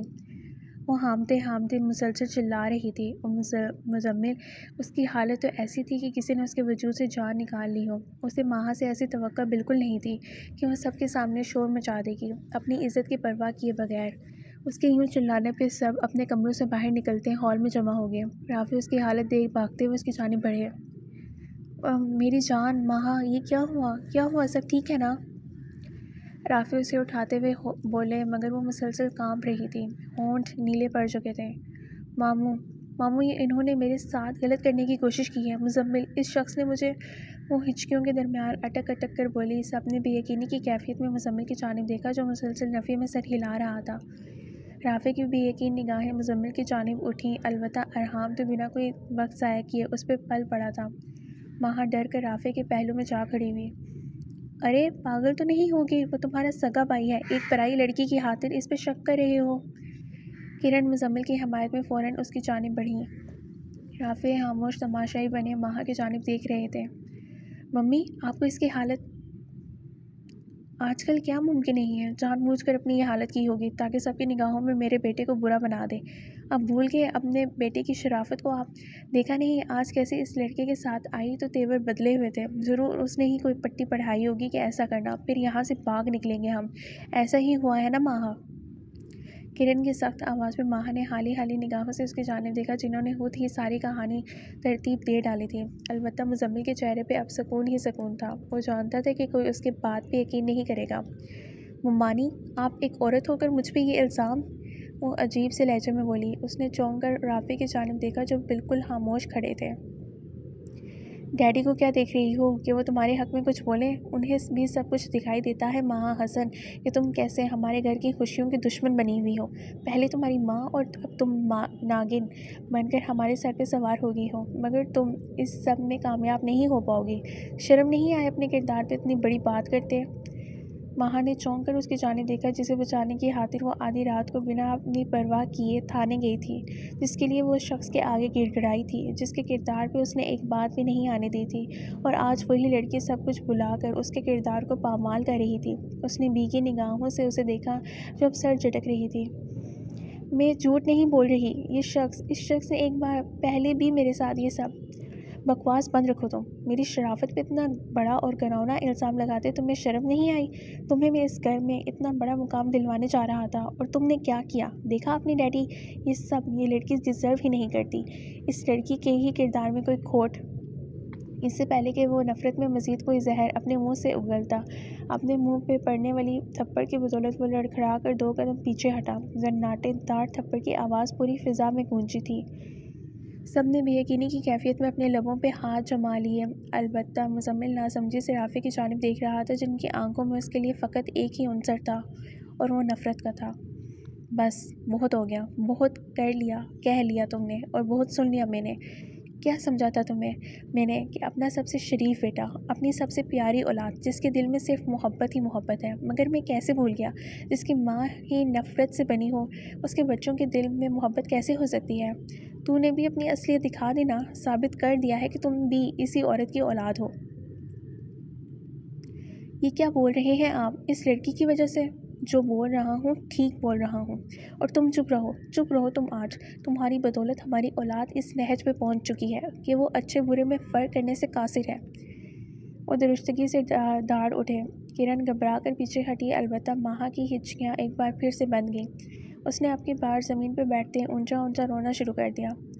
دیکھو اس کی حالت کرن، کہاں سے لگتا ہے کہ جھوٹ بول رہی ہے؟ ایک لڑکی اپنے کردار پہ کبھی کوئی بات برداشت نہیں کرتی، کجا کہ خود اپنے کردار کو پامال کرے۔ دیکھو اس کی آستین پھٹی ہوئی ہے، صاف دکھ رہا ہے کہ تمہارے بیٹے نے کیا کرنے کی کوشش کی ہے۔ دیکھو اس کی کلائی پہ سرخ نشان ہے۔ کیسے ایک عورت ہو کر دوسری عورت کو یہ بول سکتی ہو تم؟ کیسے؟ میں شاید بھول گیا تھا، جو عورت میری بہن پہ غلط الزام لگا کر اسے گھر سے باہر پھینکوا سکتی ہے، وہ کچھ بھی کر سکتی ہے۔ تمہاری اس نفرت میں اس گھٹیا اولاد نے بھی یہی سوچا ہوگا کہ جب ماں نہیں پکڑی گئی تو میں بھی کر کے دیکھ لیتا ہوں۔ کون یقین کرے گا اس معصوم کا؟ مگر ایک بار پھر گناہ کا ارتکاب کیسے کرتا میں؟ ابھی پچھلا گناہ ہی اس قدر کو چوکے لگاتا ہے، نیا کیسے کر لیتا؟ اور روتے روتے ڈہ جانے والے انداز میں صوفے پہ بیٹھے۔ ماہا بھی زمین پہ بیٹھی غیر مرئی نقطے کو گھور رہی تھی۔ ڈیڈی یہ لڑکی جھوٹ ارحام، اسے ابھی اور اسی وقت اس گھر سے باہر پھینکو۔ رافع کی دار پر مزمل نے سفید پڑتے چہرے سمیت کرن کی جانب دیکھا جو خود اس اچانک ہوئی افتاد پہ بوکھلا گئی تھی۔ یہ کیا بول رہے ہیں آپ کی اس بانجے کو خطرہ ہے نا یہاں اپنی عزت سے؟ تو ٹھیک ہے وہ جائیں یہاں سے، میرا بیٹا کہیں نہیں جائے گا۔ وہ ہر درمی سے بولتی مزمل کا بازو تھام گئی۔ مزمل نے بھی تیزی سے انہیں تھام لیا جیسے سچ مچ رافع اسے گھر سے نکال دیں گے۔ کرن کی بات پہ وہ اپنی جگہ سے اٹھے اور مضبوط قدم اٹھاتے اس کی جانب آئے۔ ٹھیک ہے، پھر تم نہیں بولو گی نا اسے جانے کے لیے، میں تمہیں ہی فارغ کر دیتا ہوں۔ ان کی بات پہ کرن کو ایسا محسوس ہوا جیسے کسی نے پگھلا ہوا سیسا اس کے سماعتوں میں انڈیل دیا ہو۔ اس سارے قصے میں ماہا پہلی بار ہوش کی دنیا میں لوٹی اور تیزی سے آنسو صاف کرتے اپنی جگہ سے اٹھ کھڑی ہوئی۔ ڈیڈی، ارحام نے ناگواری سے انہیں ٹوکا۔ جو بھی تھا وہ اس کی ماں تھی اور عمر کی اس قسم میں ایسی بات جوان ہوں ان کو کہاں گوارا تھی۔ رافع نے برفیلی نگاہیں مزمل کی جانب اٹھائیں۔ اپنی شکل دفع کرو یہاں سے مزمل، اگر تمہاری وجہ سے ممی ڈیڈی کے رشتے پہ کوئی اثر ہوا تو ٹھیک نہیں ہوگا۔ ارحام کے سپاٹ لب و لہجے پہ اس نے کرن کی جانب دیکھا جو آنکھوں سے اسے جانے کا اشارہ کر رہی تھی۔ مزمل نے ایک تیز نگار عافیہ کے پہلو میں کھڑی ماہا پہ ڈالی اور تیز قدم اٹھاتے وہاں سے نکلتا چلا گیا۔ اس کے جاتے ہی کئی ثانیے گھر میں خاموشی چھائی رہی۔ اسی خاموشی کو ارحام کی آواز نے توڑا تھا۔ ڈیڈی آپ پلیز سنبھالیں خود کو، ارحام نے ان کے گھٹنے پہ ہاتھ رکھتے نرمی سے کہا۔ رافع نے بھیگی نگاہیں اس کی جانب اٹھائیں تو اس کا دل کٹ کر رہ گیا۔ ماہا سب کی گھورتی نگاہیں خود پہ محسوس کر کر خود میں ہی سمٹتی چلی جا رہی تھی۔ رافع نے کئی ساعتوں تک ان دونوں کی جانب دیکھا اور پھر یکدم کسی فیصلے پہ پہنچتے اپنی جگہ سے اٹھ کھڑے ہوئے۔ ارحام، اسی ہفتے انجم اور زاویار کے نکاح کے ساتھ ہی تمہارا بھی نکاح ہوگا ماہا کے ساتھ۔ وہ مضبوطی سے بولتے ارحام کو زندگی کی نوید سنا گئے تھے۔ ان کے فیصلے پہ ماہا کا وجود سناٹوں کی عزت میں آ گیا، البتہ کرن اور انجم کاٹدار نگاہوں سے ماہا کو ہی گھورنے میں محو تھے۔ وہ تو جیسے ان کا فیصلہ سن بھر ہی اٹھی تھی۔ میں ایسا کبھی نہیں ہونے دوں گی۔ آپ میرے بچوں پہ زبردستی اپنے فیصلے مسلط نہیں کر سکتے۔ انکار کرو اپنے ڈیڈی کو۔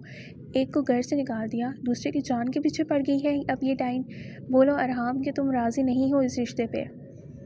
ارحام نے کوفت سے ان کی جانب دیکھا۔ میں راضی ہوں ممی، اور اپنے پورے ہوش و حواس میں ہوں۔ وہ ان کی آنکھوں میں دیکھتے جتانے والے لہجے میں بولتے انہیں جی جان سے ٹھٹکا گیا تھا۔ ماہا نے چونک کر اس کی جانب نگاہیں اٹھائیں اور باقی سب کی جانب دیکھا۔ وہ سب کی غلط نگاہوں کا شکار بن رہی تھی۔ یہاں سے مزمل کو نہیں بلکہ اسے جانا چاہیے تھا۔ ماموں، میں یہاں سے جانا چاہتی ہوں، پھر چاہے آپ اپنے بیٹے کو واپس تم یہاں سے چلی بھی جاؤ گے تو پھر بھی وہ واپس نہیں آئے گا۔ اس کی سزا ابھی بہت لمبی ہے اور وہ اس کا مستحق ہے۔ ان لوگوں کی نگاہوں کو کسی کھاتے میں لانے کی ضرورت نہیں ہے۔ یہ سب اپنے ضمیر بیچ چکے ہیں۔ وہ اسے اپنے ساتھ لگاتے ہوئے سنجیدگی سے بولے۔ ماہا کے رونے میں روانی آ گئی۔ رافع نے نرمی سے اس کے آنسو صاف کیے۔ جاؤ میرا بچہ، اپنے کمرے میں جاؤ، اب کوئی نہیں آئے گا۔ وہ اس کا سر تھپتھپاتے ہوئے بولے۔ مگر ماموں، وہ انہیں کچھ کہنا چاہتی تھی لیکن انہوں نے چہرے پہ رختگی لیے ہاتھ اٹھاتے اسے مزید کچھ کہنے سے روک دیا۔ ماہا کے لبوں پہ جیسے قفل لگ گیا۔ وہ اپنے کپکپاتے ہاتھوں کو آپس میں بھیجتے چھوٹے چھوٹے قدم اٹھاتے کمرے کی جانب بڑھ گئی۔ رافع نے ارحام کا شانہ تھپتھپایا اور خود بھی ڈھیلے ڈالے قدموں سے اپنے کمرے کی جانب بڑھ گئے۔ یہ تم نے کیا کیا ارحام؟ وہ لڑکی تمہارے بھائی کو گھر سے نکالنے کا سبب بنی ہے۔ بھائی، میں اسے آپ کی بیوی کبھی تسلیم نہیں کروں گی۔ رافع کے جاتے ہی وہ دونوں اپنے دل کی بھڑاس نکالتے ہوئے بولی، مگر ارحام نے ان کی باتوں میں بالکل بھی کان نہ دھرے۔ آپ دونوں کو جو بولنا ہے بولیں، مگر میں اپنے فیصلے سے اب بالکل بھی پیچھے نہیں ہٹوں گا۔ وہ شانے اچکا کر بولتے مسکراتے ہوئے اپنے کمرے کی جانب بڑھ گیا۔ پیچھے وہ دونوں اپنی اس قدر بے قدری پہ کرتی رہ گئیں۔ ممی، ابھی ہمیں ہی کچھ کرنا ہوگا۔ انجم کے شفاق لہجے پہ کرن نے چونک کر اس کی جانب دیکھا اور سمجھنے والے انداز میں سر ہلایا۔ اپنے کمرے میں آتے ہی اس نے تیزی سے کمرے کی کھڑکیوں اور دروازے اچھی طرح لاک کیے اور ڈرتے ڈرتے صوفے پہ سمٹ کر بیٹھ گئی۔ آج پورا دن ایک بار پھر آنکھوں میں کسی فلم کے مانند چلنے لگا۔ اس کی آنکھیں من آنسوؤں سے بھر گئیں۔ اگر آج ماموں اس کی بات کی یقین نہ کرتے تو کیا ہوتا؟ کوئی اس کے کردار کو داغدار ہونے سے بچانے والا نہ ہوتا۔ انہوں نے یقین کیا، تبھی تو اس کی عزت رہ گئی تھی۔ اس نے آسمان کی جانب دیکھتے ہوئے سوچا۔ اس کی آنکھ سے ایک آنسو ٹوٹتے گال پہ بہہ گیا۔ رائکا کہتی ہے کہ زندگی میں ایک ایسا شخص ضرور ہوتا ہے جو صرف محبت دینا جانتا ہے، عزت کرنا جانتا ہے، جو آپ کی محفوظ جگہ ہو۔ تو کیا ایسا کوئی میری زندگی میں بھی لکھا ہے؟ اور اگر لکھا ہے تو کیا وہ ارحام ہے؟ کیا سچ میں وہ مجھے عزت، محبت، قدر سب کچھ دے گا، یا میرا انتظار صرف انتظار ہی رہ جائے گا؟ اس نے گھٹنوں میں سر دیتے سوچا۔ آنسو ابھی بھی تواتر سے بہہ رہے تھے، کلائی میں ٹیسیں اٹھ رہی تھیں۔ اس کے ہاتھوں کے لمس کی بدولت جلن ابھی بھی برقرار تھی۔ اس نے دوسرے ہاتھ سے اس کلائی کو رگڑا، مگر وہ زخم شاید اس کے وجود کے ساتھ ساتھ اس کے دل پہ بھی گہری چھاپ چھوڑ چکے تھے۔ باہر پھیلتے اندھیرے کے ساتھ ساتھ اس کے وجود میں بھی اندھیرا اترتا چلا گیا۔ صبح وہ سب کے اٹھنے سے قبل تنہا ہی آفس کے لیے نکل آئی تھی۔ آج اس کا یونی جانے کا کوئی ارادہ نہیں تھا۔ جانا تو وہ آفس بھی نہیں چاہتی تھی، لیکن کل رات ہی اسے آفس کی جانب سے میل موصول ہوئی تھی۔ ایک اہم میٹنگ کی بدولت اس کا آفس جانا لازم تھا۔ تبھی صبح اٹھتے ساتھ ہی اس نے لوکل ہی آفس جانے کا سوچا۔ ساری رات جاگتے رہنے کا نتیجہ صبح بخار کی صورت میں نکلا تھا۔ بخار کی حدت سے چہرہ الگ سرخ پڑ رہا تھا۔ کل صبح سے ہی اس نے کچھ کھایا پیا بھی نہیں تھا، جس کی بدولت قدم جگہ جگہ پہ لڑکھڑا رہے تھے۔ آنکھوں کے سامنے مسلسل اندھیرا چھا رہا تھا۔ اس نے ایک جگہ رکتے اپنا چکراتا سر تھاما، مگر یکدم کسی کے تصادم کی بدولت وہ زمین پہ گرتے گرتے بچی۔ اس نے چونک کر اس جانب دیکھا جہاں ایک بچہ بالکل ناک کی سیدھ میں چلتا آگے کی جانب بڑھ رہا تھا۔ کپڑوں سے تو کسی اچھے گھرانے کا ہی معلوم ہو رہا تھا۔ اس نے چونک کر اپنے قدموں میں دیکھا جہاں اس کی کلائی سے شاید گھڑی چھوٹ کر زمین پہ جا گری تھی۔ اس نے جھک کر وہ گھڑی اٹھائی۔ کیا اس بچے کو دکھتا نہیں؟ وہ بڑبڑائی اور تیزی سے اس کے پیچھے بڑھی۔ منہ سے جان نکل رہی تھی، تبھی اس میں بولنے کی ذرا سی بھی ہمت نہیں تھی۔ ارے بچوں سنو! وہ جتنی قوت سے چلا سکتی تھی چلائی تھی، مگر وہ بچہ اپنی ہی دنیا میں گم آگے کی جانب بڑھ رہا تھا۔ سڑک پر لوگ نہ ہونے کے برابر تھے۔ وہ بھاگتے ہوئے اس بچے تک پہنچی، لیکن وہ پھر بھی نہ رکا۔ مجبوراً ماہا کو اس کا ہاتھ تھام کر روکنا پڑا۔ اس کے یوں تھامنے پہ وہ سامنے لگے درخت کو گھورتا رہا۔ ماہا کے پیشانے پہ شکنوں کا جال بچھا۔ ابھی بیماری تو وہ جیسے بھول گئی تھی اپنی بیماری۔ آپ ٹھیک ہیں؟ یہاں دیکھیں۔ اس نے اس کا گال تھپتھپاتے اس کی آنکھوں کے آگے ہاتھ ہلایا، لیکن وہ بچہ ابھی بھی اس کی جانب متوجہ نہیں ہوا تھا۔ یکدم پولیس کے سائرن کی آواز پہ ماہا بوکھلا کر اطراف کا جائزہ لینے لگی۔ اس بچے میں ویسے بھی اسے کچھ خرابی محسوس ہو رہی تھی۔ کہیں یہ جن بھوت نہیں ماہا، یہ سب کیا سوچ رہی ہو تم؟ وہ حلق تر کرتے ہوئے بولی۔ یکدم اس کے ذہن میں نہ جانے کیا سمائی وہ اسے لیتے اس درخت کی اوٹ میں ہو گئی۔ وہاں جھاڑیاں ہونے کی بدولت اس نے اس بچے کو زمین پہ بٹھایا اور وہ درخت کی اوٹ میں کھڑے ہوتے گہرے گہرے سانس بھرنے لگی۔ خوف سے اس کی جان نکلنے والی ہو گئی تھی۔ تم یہی ہو نا؟ کہیں چلے نہ جانا؟ کھویا کھویا سا لگتا ہے یہ۔ وہ اپنے ہاتھوں کو مسلتے خود ہی اندازے لگانے میں محو تھی۔ پولیس کے سائرن کی آواز تو کب سے بند ہو گئی تھی۔ ماہا نے تشکر بھرا سانس خارج کیا۔ اس سے پہلے کہ وہ قدم اٹھاتے اس بچے کی جانب بڑھتی، کسی نے عقب سے ہی اسے اپنی جانب کھینچتے ان جھاڑیوں کی اوٹ میں کیا اور اس کے لبوں پہ سختی سے ہاتھ جماتے اطراف کا جائزہ لینے لگا۔ ماہا جو چیخنے والی تھی، اپنے سامنے کھڑی شخصیت کو دیکھ کر اس کی آنکھیں آخری حد تک پھیل گئی تھیں۔ اس نے پھٹی پھٹی نگاہوں سے زاویار کی جانب دیکھا جو اس کے انتہائی نزدیک تھا۔ اگلے ہی لمحے اس نے جو ہی ماہا کی جانب دیکھا تو تیزی سے اپنا ہاتھ اس کے لبوں سے ہٹایا۔ تم؟ وہ بے یقینی کی کیفیت میں بڑبڑایا۔ چہرے پہ کرختگی چھا گئی۔ ماہا نے گھبرا کر اس سے فاصلہ قائم کیا۔ ایک اس شخص سے جتنا دور وہ بھاگتی تھی، بار بار نہ جانے کیوں اسی سے سامنا ہو جاتا تھا۔ میں یہ بچہ مطلب تم بچے کو اغوا؟ استغفر اللہ، آپ کو میں بچے چرانے والی لگتی ہوں؟ اس کے بات کا مطلب آغاز کرتے چڑھ کر بولی اور دانت کچکچائے۔ زاویار نے اسے سرے سے ہی نظر انداز کرتے اپنی توجہ اس بچے کی جانب مبذول کرائی اور اس کا ہاتھ وغیرہ تھامتے اسے چیک کرنے لگا۔ اس بچے کا جسم مکمل طور پہ ٹھنڈا پڑا ہوا تھا اور وجود ڈھیلا کیوں تھا؟ زاویار سمجھنے سے قاصر تھا۔ ماہا ہمت کرتے اس کی جانب بڑھی۔ آپ بھی وہی سوچ رہے ہیں نا جو میں سوچ رہی ہوں؟ مجھے کیا لگتا ہے کہ یہ بچہ نہ کوئی جن کا بچہ ہے۔ اس کی غیر متوقع بات پہ زاویار نے لہو رنگ نگاہیں اس کی جانب اٹھائی تو وہ ہلچل سی ہوتی لبوں پہ انگلی جما گئی۔ شٹ ڈیم اٹ، اسے بھی وہی انجیکشن دیا گیا ہے۔ وہ اپنی پیشانی مسلتے بڑبڑایا۔ اس کی آواز اس قدر ہلکی تھی کہ کوشش کے باوجود بھی وہ سن نہ پائی۔ میں بتا رہی ہوں یہ جن کا ہی۔ اس وقت مجھے تم کسی چڑیل سے کم نہیں لگ رہی، اسی لیے اپنی بکواس بند رکھو جاہل لڑکی۔ اس کی ایک ہی تکرار سے عاجز آتے دھیمے لہجے میں دھاڑا۔ اس نے پولیس کی وردی میں ملبوس اس شخص کو دیکھا جس سے اسے دنیا میں سب سے زیادہ نفرت محسوس ہوتی تھی۔ فضول میں ہی ہاتھ پیر دھو کر اس کے پیچھے پڑ گیا تھا۔ وہ واپس جانے کے لیے مڑی۔ ویسے بھی اس کا یہاں کیا کام تھا؟ اس کے چلنے کے بدولت جھاڑیوں میں ارتعاش سا پیدا ہوا تھا۔ زاویار نے تیزی سے اس کی کلائی کو اپنی گرفت میں لیتے اپنی جانب کھینچا تو اس نے لبوں سے نہ چاہتے ہوئے بھی کراہ نکالی۔ اس کے ہاتھ میں حدت محسوس کر کے وہ بھی چونک گیا۔ اس سے پہلے کہ زاویار اس کے کراہنے کی وجہ دیکھتا، ماہا نے غصے سے اس کی گرفت سے اپنا ہاتھ آزاد کروایا۔ اپنی حد میں رہیں مسٹر زاویار ظفر۔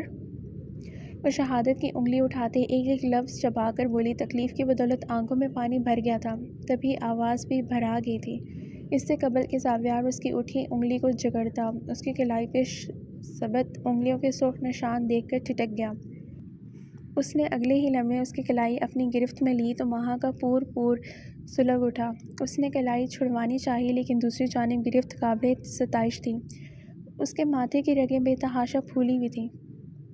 یہ کس کی حرکت ہے؟ اس کے کھردرے لہجے پہ ماہا کا دل دک سے رہ گیا۔ وہ اب اپنا کام بھلائے اس کی کلائی میں موجود نشانات کا معائنہ کر رہا تھا۔ اس کے غصے کا سوچ ہی اسے اپنی حسیات مختل ہوتی محسوس ہوئی تھی، جس کے چہرے پہ سختی کے علاوہ کوئی تاثر نہیں تھا، البتہ نگاہیں اس کے ہاتھ پہ جمی ہوئی تھیں۔ نہ چاہتے ہوئے بھی ماہا کی آنکھوں میں نرمی کا عنصر در آیا۔ بڑھی ہوئی شیو، چہرے پہ پتھریلا پن، گھنی مونچھوں تلے انابی لب بھینچے ہوئے تھے۔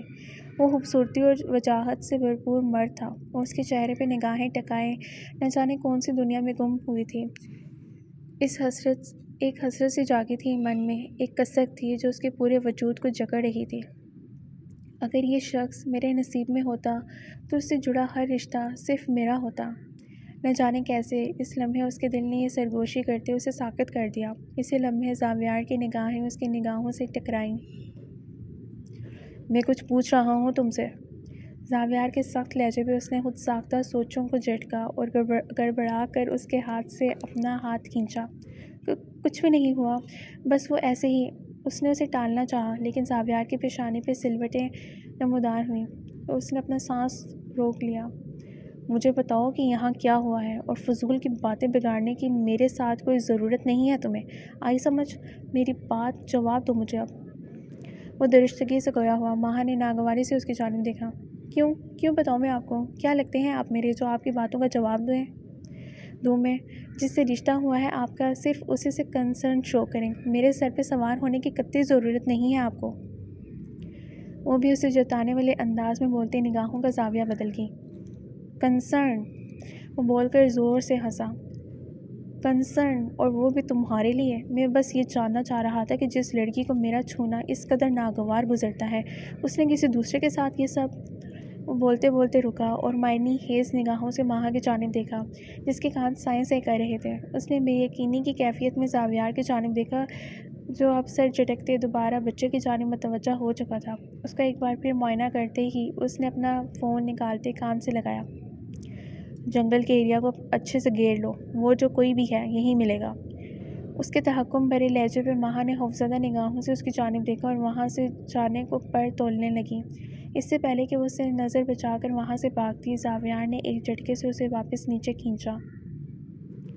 یہاں سے تم نے ایک قدم بھی آگے بڑھایا بے وقوف لڑکی تو مجھ سے برا کوئی نہیں ہوگا۔ چپ کر کے بیٹھو یہاں، تمہاری وجہ سے ہمارا کام بھی خراب ہوگا۔ وہ حسیلے لہجے میں بولا اور اس بچے کی جانب متوجہ ہوا جس پہ انجیکشن کا اثر آہستہ آہستہ کم ہو رہا تھا۔ بیٹا، آپ سن رہے ہو مجھے؟ زاویار نے اس کی آنکھوں کے آگے ہاتھ ہلایا تو وہ چونک کر حالی حالی نگاہوں سے اسے دیکھنے لگا۔ پولیس انکل وہ مجھے لے کر جا رہے تھے۔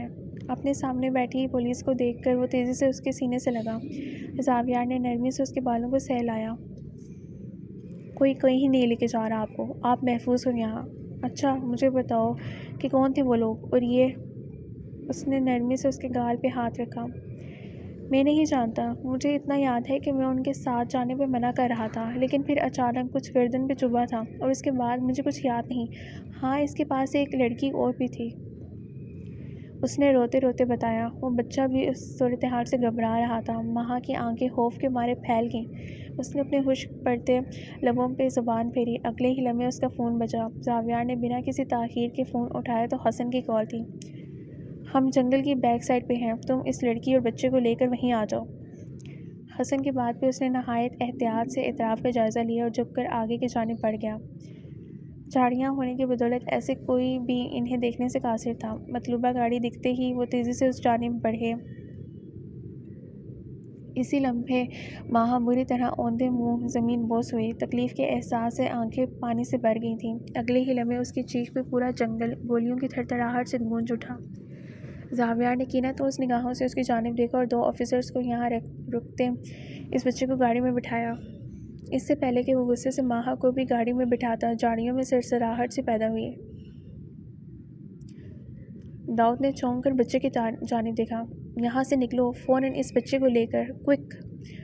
وہ تحکم بھرے لہجے میں دھاڑا تھا۔ ماہا نے بے یقینی کی کیفیت میں دھول اڑاتی گاڑی کو دیکھا۔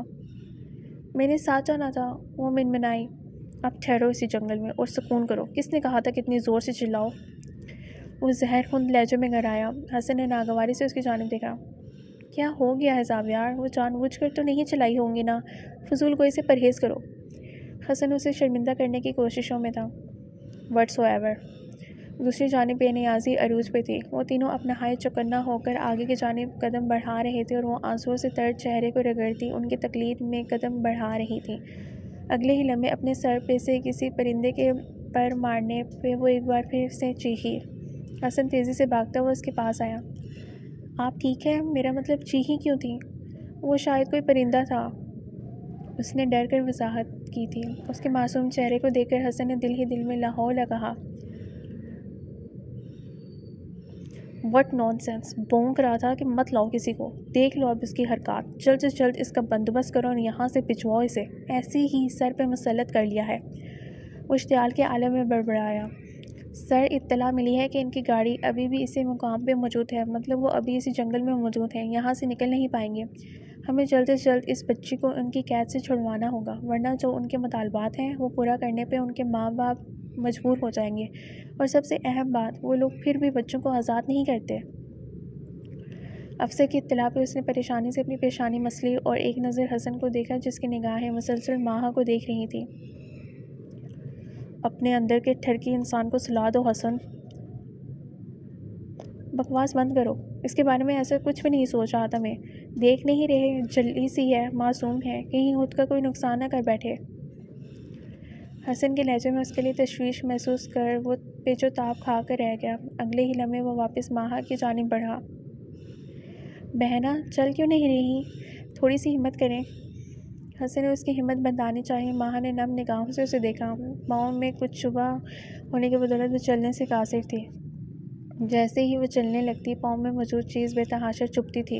اس نے روتے ہوئے نفی میں سر ہلایا۔ زاویار غصے سے دندناتے اس کے نزدیک پہنچا۔ یہاں تمہارے ڈرامے دیکھنے نہیں آئے ہم، اس نے کہتے ساتھ ہی غصے سے اس کی کلائی اپنی آہنی گرفت میں لی اور اسے کھینچ کر اپنے ساتھ لے جانے لگا۔ یکدم ہی پاؤں کسی پتھر سے ٹکرانے کی بدولت ایک زوردار چیخ اس کے لبوں سے نکلی۔ وہ اپنا پاؤں پکڑ کر وہیں گر سی گئی۔ اگلے ہی لمحے زاویار نے کھینچ کر ایک تھپڑ اس کے منہ پہ دے مارا تھا۔ ماہا ساکت بیٹھی اس کی جانب دیکھ رہی تھی۔ بہت کہہ لیا تھا زبان سے، لیکن تم کم عقل کو زبان سے کہیں بات سمجھ نہیں آتی، شاید اس لیے ہاتھ کا استعمال کیا ہے، اور اب اگر تمہاری آواز آئی تو اگلا تھپڑ دوسرے گال پہ آئے گا، اور اس کے بعد یہیں دفن کر دوں گا میں تمہیں۔ وہ سختی سے اسے باور کراتے پلٹ گیا۔ ماہا نے سن پڑتے دماغ کے ساتھ اپنے پاؤں کو دیکھا جو پورا لہو لہان تھا۔ لہو لہان تو اس کا دل بھی تھا۔ اس نے گال پہ ہاتھ رکھتے جلن کی شدت کو محسوس کرنا چاہا۔ آنکھوں سے تواتر آنسو بہہ رہے تھے۔ اچانک فائرنگ کی آواز پہ اس نے گھبرا کر اطراف کا جائزہ لیا۔ ڈر کے مارے اس کی جان نکلنے لگی۔ اس کا ذہن نہ جانے کیوں تاریکیوں میں ڈوبنے لگا۔ اس نے کان پہ ہاتھ رکھتے ان آوازوں کو کم کرنا چاہا، لیکن وہ تھیں کہ بڑھتی ہی چلی جا رہی تھیں۔ خوف اس کے ذہن پہ اس قدر حاوی ہو گیا تھا کہ وہ سامنے سے آتے زاویار کو پوری طرح دیکھ بھی نہ پائی اور اگلے ہی لمحے لہرا کر زمین بوس ہو گئی۔ اس نے بند ہوتی آنکھوں کے پیچھے سے آخری بار زاویار کو دیکھا جو اس کے چہرے پہ جھکا اس کا گال تھپتھپا رہا تھا۔ اس کے بعد اس کا ذہن مکمل تاریکی میں ڈوب گیا۔ آپ کیسی طبیعت ہے ماہا؟ ماموں کی آواز پہ وہ چونک کر ان کی جانب پلٹی اور کھڑکی کے پٹ بند کرتے لڑکھڑاتے قدموں سے بیٹھ کی جانب چلی آئی۔ کھڑکی کیوں بند کی؟ بیٹھی رہتی، اس طرح تکلیف زیادہ ہوگی۔ جن کی زندگی تکلیفوں سے بھری ہو انہیں یہ چھوٹی موٹی تکلیفیں کچھ نہیں کہہ سکتی ماموں جان۔ وہ چہرہ جھکائے آزردگی سے بولی۔ اس واقعے کو 3 دن گزر چکے تھے اور وہ ابھی تک یہ نہ جان پائی کہ اس دن وہ گھر کیسے لوٹی۔ ان سب کو کس نے بتایا ہوگا؟ نہ اس نے کسی سے پوچھا اور نہ گھر میں سے کسی نے اسے بتانے کی زحمت کی تھی۔ ان کے لیے بس اتنا بہت تھا کہ وہ گھر واپس آ گئی تھی۔ ویسے بھی آج رات کو مہندی کی تقریب تھی تو گھر میں سب تیاریوں میں مصروف تھے۔ رافع سے رہا نہ گیا تبھی اس کے کمرے میں چلے آئے۔ کیا ہوا ہے بیٹا، سب ٹھیک ہے؟ جی ماموں، آپ پریشان مت ہوں۔ انہیں دیکھ کر آسودگی سے مسکرائی۔ ماموں، آپ سے ایک بات پوچھوں؟ اس دن میں گھر کیسے لوٹی تھی؟ میرا مطلب کہ آپ لوگوں کو کیسے معلوم ہوا؟ اس نے بالآخر خود میں ہمت مجتمع کرتے ان سے پوچھ ہی لیا۔ رافع نے چونک کر ان کی جانب دیکھا۔ بس کسی ہسپتال سے فون آیا تھا کہ آپ کا ایکسیڈنٹ ہو گیا تو میں ارحام کے لیے سیدھا وہیں پہنچا تھا۔ ویسے بھی ہمارے لیے اتنا بہت ہے کہ آپ یہاں ہمارے سامنے ہو۔ وہ اس کے بالوں کو سنوارتے محبت سے بولے۔ ماہا ان کی بات پہ بظاہر مسکرا دی، البتہ دل میں دگم پیل شروع ہو چکی تھی۔ مطلب زاویار کے ذریعے وہ گھر نہیں لوٹی تھی۔ اس نے کسی کو بتانا بھی گوارا نہیں کیا تھا کہ وہ کہاں پھنس گئی تھی۔ اس نے لبوں کو آپس میں پیوست کرتے سوچا۔ ان میں جاتے ہی اپنی جگہ سے اٹھ کھڑی ہوئی۔ پاؤں کا درد تو یہ جان کر کہیں دور جا سویا تھا۔ کپڑے بدلتے اس نے بالوں کو سنوارا اور دوپٹہ سر پہ سیٹ کرتے اپنا بیگ شانے پہ ڈالتے وہ باہر کی جانب بڑھی۔ ارادہ اس کا آفس جانے کا تھا۔ لانچ میں قدم رکھتے ہی باہر کی تیاریاں دیکھ اس کے دل میں کوئی ہلچل نہ ہوئی۔ وہ سب تو اس گھر کی اکلوتی بیٹی کے لیے ہو رہا تھا، تو وہ کیوں کر اپنے دل کی خوشگمانیوں کی نظر کرتی اپنے دل کو۔ اس سے پہلے کہ وہ اسی خاموشی کے ساتھ پاؤں میں اٹھتی تیسروں کو برداشت کرتے باہر کی جانب بڑھتی، کرن کی آواز پہ وہ چونک کر اس کی جانب پلٹی۔ کہاں جا رہی ہو تم اس وقت؟ انہوں نے مٹھائیوں کی ٹوکریاں ایک جانب رکھیں اور حیرت سے استفسار کیا۔ وہ مومانی میں آفس جا رہی ہوں۔ تمہارا دماغ تو نہیں چل گیا لڑکی؟ اس خاندان کی بہو بننے چاہ رہی ہو، تمہیں ابھی بھی آفس کی پڑی ہوئی ہے؟ لوگ کیا سوچیں گے کہ ہم لوگ اپنی بہو کی بھی ذمہ داری نہیں اٹھا سکتے؟ چپ کر کے گھر بیٹھو، کہیں جانے کی ضرورت نہیں ہے۔ کرن کی تیز آواز پہ اس کی گرفت اپنے بیگ پہ سخت ہوئی تھی، مگر وہ اپنی جگہ سے ٹس سے مس نہ ہوئی۔ مومانی پلیز جانے دیں مجھ سے یہ سب نہیں دیکھا جا رہا، وہ بیکے لہجے میں بولی۔ انجم نے کٹیلی نگاہوں سے اس کی جانب دیکھا۔ جانے دے ممی، میری خوشیاں اس سے ویسے بھی نہیں دیکھی جاتی، اگر یہاں رہی تو کیا پتہ کالی نظر ہی ڈال دیں، اس کے بعد آپ کی بیٹی پہ وہ نگاہ پڑ گئی تو میرے حق میں اچھا نہیں ہوگا، اس سے بہتر یہی ہے کہ اسے یہاں سے جانے دیں۔ انجم کے رونق زدہ لہجے پہ وہ خاموشی سے مڑ گئی، دل یکدم بھاری ہو گیا تھا۔ اس قسم کی تلخ باتیں سن سن کر وہ تھک چکی تھی۔ وہ کھوئے کھوئے انداز میں باہر کی جانب بڑھ رہی تھی کہ اس دوران سامنے سے آتے ارحام کو دیکھ نہ پائی۔ ارحام نے تیزی سے اس کے شانوں کو تھام کر اسے روکا تو وہ ہوش کی دنیا میں واپس لوٹی اور کسمسا کر اس کے حصار سے نکلی۔ آئی ایم سوری، وہ بس تم گرنے والی تھی۔ خیر تم کہاں جا رہی ہو؟ میں وہ آفس، اس نے چہرہ جھکاتے جواب دیا۔ ارحام نے سنجیدگی سے اس کی جانب دیکھا اور ہولے سے اس بات میں سر ہلا دی۔ وہ فی الحال اس پہ کسی قسم کی روک ٹوک نہیں کرنا چاہتا تھا۔ وہ نہیں چاہتا تھا کہ ماہا اس سے کسی بھی چیز کو لے کر بدگمان ہو۔ ویسے بھی اس کا دل اس کی جانب سے ابھی مکمل طور پر صاف نہیں ہوا تھا۔ اس نے اگلے ہی لمحے ڈرائیور کو آواز دی اور اسے ماہا کو لے جانے کا کہا۔ مجھے اسے ٹوکنا چاہتی تھی، نہ جانے کیا سوچ کر خاموشی اختیار کر گئی۔ گاڑی کے وہاں سے نکلتے ہی ارحام نے پرسوچ نگاہوں سے اس راستے کو دیکھا جہاں سے ابھی گاڑی گزری تھی۔ اندر قدم رکھتے ہی کرن نے حشمگین نگاہوں سے اس کی جانب دیکھا۔ اس کی ہردرمی دیکھ لی، کیسے میری بات نظر انداز کر کے چلی گئی۔ میں اسے تمہاری بدولت اپنانے کی تیاریوں میں ہوں اور وہ مجھے کسی کھاتے میں نہیں لاتی۔ وہ اب ارحام پہ برس رہی تھی۔ کیا ہو گیا ہے ممی؟ وہ بس آفس گئی ہے، کچھ دیر میں لوٹ آئے گی، آپ پریشان مت ہوں اور اس بات کو زیادہ سر پہ حاوی مت کریں۔ وہ مسکرا کر بولتے انہیں جلا کر راکھ کر گیا۔ اس کے جاتے ہی کرن نے نحوست سے انجم کی جانب دیکھا، جس کے چہرے پہ بھی ناگواری پھیلی ہوئی تھی۔ آپ دیکھ رہی ہیں ممی، کیسے سب اس کے آگے پیچھے گھومتے ہیں، اس کی سنتے ہیں، میرا بس نہیں چلتا اس کی جان لے لوں۔ وہ تنفر بھرے لہجے میں گھرائی۔ کبھی تم بھی ایسی ہی تھی۔ کرن نے اسے دیکھ کر طنز کیا تو وہ خجل سی ہو گئی۔ میری زندگی کی سب سے بڑی بھول تھی اس پہ بھروسہ کرنا ممی۔ خیر آپ نے سوچا پھر اس بارے میں؟